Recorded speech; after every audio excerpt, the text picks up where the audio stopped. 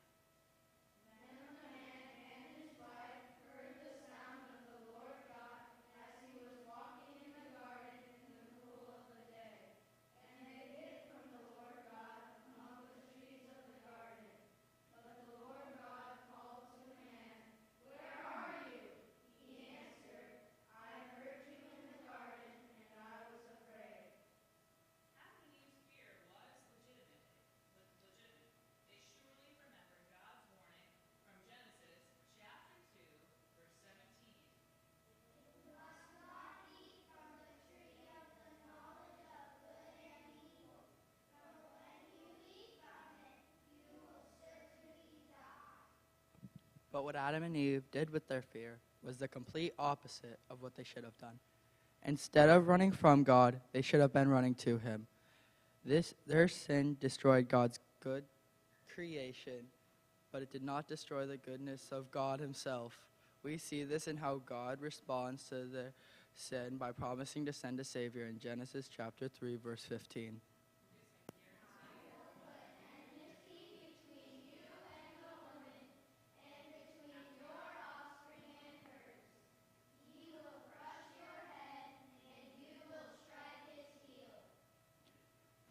God was not going to let sin, guilt, and fear separate Him from His children, from us. His Son would come to destroy the barrier of sin between us, inviting us back to a relationship with God that is founded not on fear, but on His unconditional love.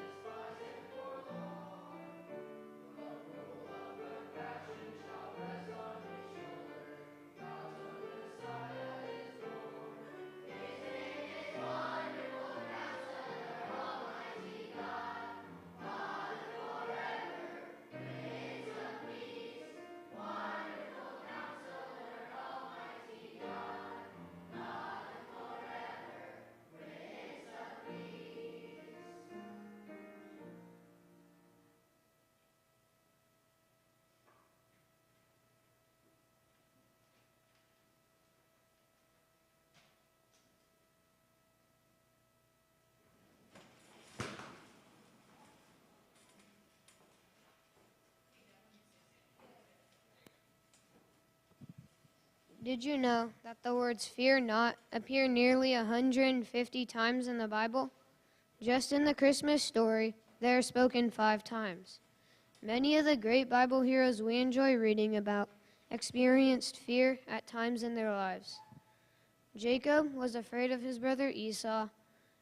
Elijah ran for fear from his life from wicked Queen Jezebel, and Gideon was afraid to lead an army. In the New Testament, we see a boatload of disciples who were quite afraid when caught in a storm.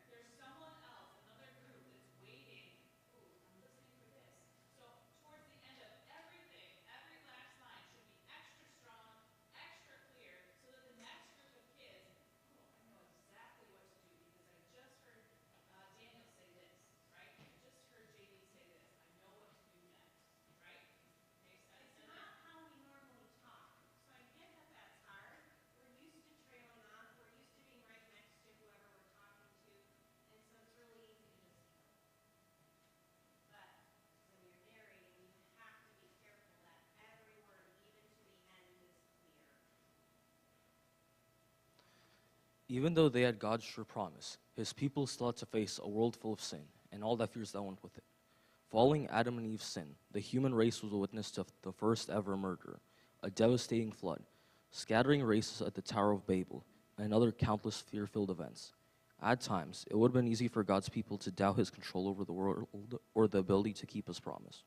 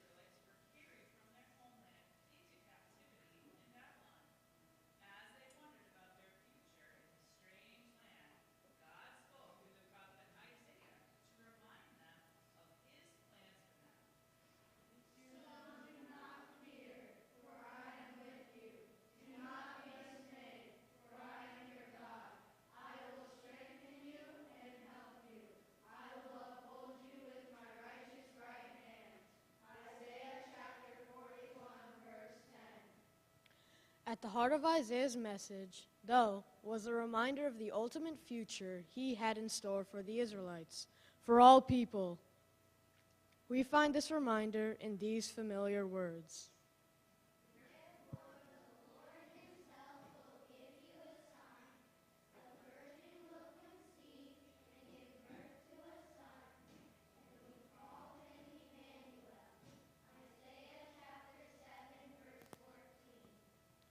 The Israelites had no reason to fear or doubt, even when walking uncertain steps in life, because God's path for them was always leading to the Savior, to salvation.